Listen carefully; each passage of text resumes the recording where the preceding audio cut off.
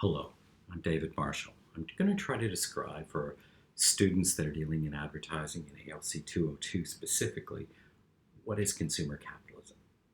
Well, in the long history of human culture, we have something that has emerged in the last couple of hundred years that involves a change in production from something that maybe we produced for ourselves. We grew our own things in the ground.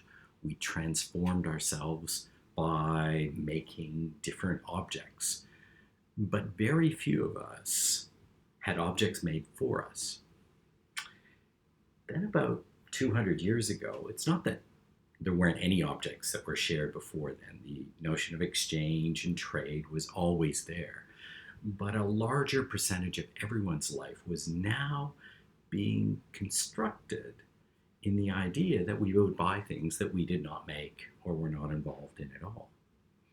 This kind of exchange produced something that is a wider dimension of consumption, but it was dependent on a change in production that allowed for assembly line structures that made it possible to make millions of objects quickly and relatively cheaply to be shared by many. This more or less expanded in the 19th century, was there in the 18th century, but in the 19th century. But it had to be explained and it had to be expanded in particular ways because these objects, which became products that were made for people, also had to be symbolically connected to them. In a way, advertising is the way in which they are symbolically connected to us. Not perfectly. We negotiate and communicate with other people trying to work out how we relate to these products. But in the 19th century, we learned or began to learn that something about those products made our lives better. Symbolically, we shifted from, in a sense, producing ourselves and being closer to our notion of how we produce ourselves and the objects around us, to a commodity world that defined and symbolically constructed our new identities. And those identities were also shaped by a desire to improve the self in a way that may have been connected to the way we would have imagined, this is the larger population, how the upper classes actually had things produced for them. Or maybe in the idea that it was convenient in the same way as contemporary culture, contemporary technology, I suppose, makes it convenient in our ability to do all sorts of things. All sorts of objects which became products and we became consumers was another form of convenience in a change of our life in the 19th century into the 20th century. So we moved into an era of becoming, in terms of our identity, consumers, but consumers that were individualized, even though it was mass, in a mass kind of way.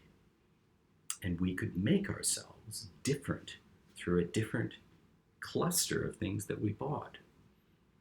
As I said, advertising was the symbolic way in which this occurred and became something that we desired.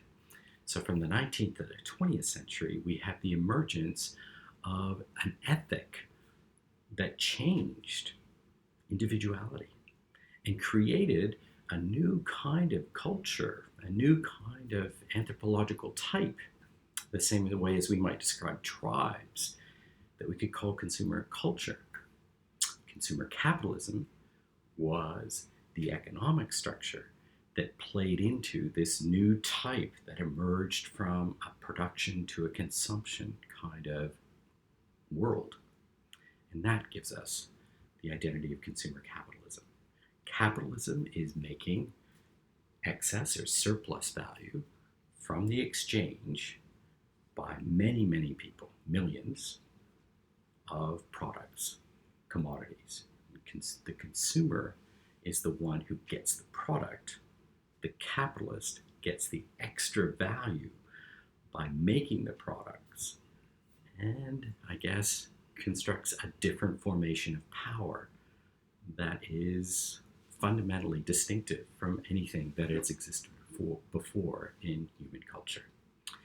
That's the background for understanding the place of advertising and its kind of communication relationship between capitalists and now people, but we can call those people consumers. Thanks for listening.